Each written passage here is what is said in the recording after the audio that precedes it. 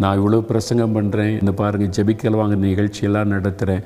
எங்களுக்கு ஒரு சர்ச் இருக்க 4 மாவடியில் ஞாயிற்றுக்கிழமை நான் தவறாமல் ஆராதனையில் பங்கு பெற்று அங்கே இருக்கிற தெய்வ பிள்ளைகளோடு சேர்ந்து ஆராதிப்பேன்.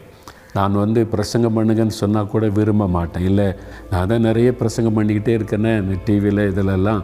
நான் பிரசங்கை கேட்கணும், ஆண்டவரை ஆராதிக்கணும் என்பதற்காகவே ஆலயத்திற்கு போவேன். சிலர் பிரசங்கம் பண்ணினா தான் ஆலயத்துக்கு போவாங்க. கர்த்தரை தொழுது கொள்ள ஆலயத்துக்கு போகணும். அவரை தொழுது கொள்வது எவ்வளோ பெரிய பாக்கியம் இல்லை. அவங்களுக்கு அவர் சமீபமாக இருந்து ஆசீர்வதிப்பார். அதனால் இந்த நாளிலிருந்து தீர்மானம் பண்ணுங்கள், தவறாமல் ஆலயத்துக்கு போய் உம்மை தொழுது கொள்ளுவேன். 9 மணி ஆராதனைக்கு எத்தனை மணிக்கு சர்ச்சுக்கு போகிறீங்கன்னு யோசித்து பாருங்கள். சில கிறிஸ்தவர்கள் 9:30 மணி 10 மணிக்கு ஆராதனைக்கு போவது அது பாவம்.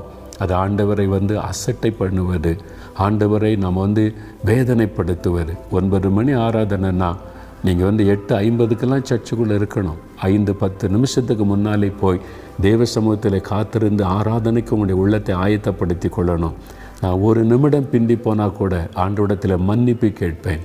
1 நிமிஷம் நான் பிந்தி வந்துட்டேனே ஆண்டவரேன்னு சொல்லி. அதுதான் ஆண்டவர் நம்மிடத்தில் எதிர்பார்க்கிற காரியம். தேவனுடைய ஆலயத்தில் அவருடைய பிரசன்னம், அவர் இறங்கி நம்மை ஆசீர்வதிக்கிறார். அதனால் அதை விட்டு விடாதுங்க, அசட்டை பண்ணாதங்க. நான் வாக் வித் ஜீசஸ் டெய்லி பார்க்குறேனே, இது போதாது. நீங்கள் கட்டாயம் ஒவ்வொரு அந்த ஆராதனையிலும் நீங்கள் பங்கு பெற்று தேவனை தொழுது கொள்ளும்போது கர்த்தர் உங்களை ஆசீர்வதிப்பார். அதனால் அந்த தீர்மானம் எடுத்து உங்களை ஒப்பு கொடுத்து ஜெபிக்கிறீங்களா? தகப்பனே, எங்களுக்கு தந்திருக்கிற ஆலயங்கள், ஆராதனை, எல்லா வாய்ப்புகளுக்காக நாங்கள் உம்மை துதிக்கிறோம். உம்மை தொழுது கொள்ளும் பொழுது நீர் ஐஸ்வர்ய சம்மனராக இருந்து எங்களை ஆசீர்வதிக்கிறேன். உம்முடைய பிள்ளைகள் ஒவ்வொருவரும் தவறாமல் ஆலயத்திலே போய் ஆராதனையிலே பங்கு பெற்று உம்மை தொழுது கொள்ள கிருபை தாரும். இயேசுவின் நாமத்தில் அவளை ஆசீர்வதித்து ஜெபிக்கிறேன் பிதாவே, ஆமென்.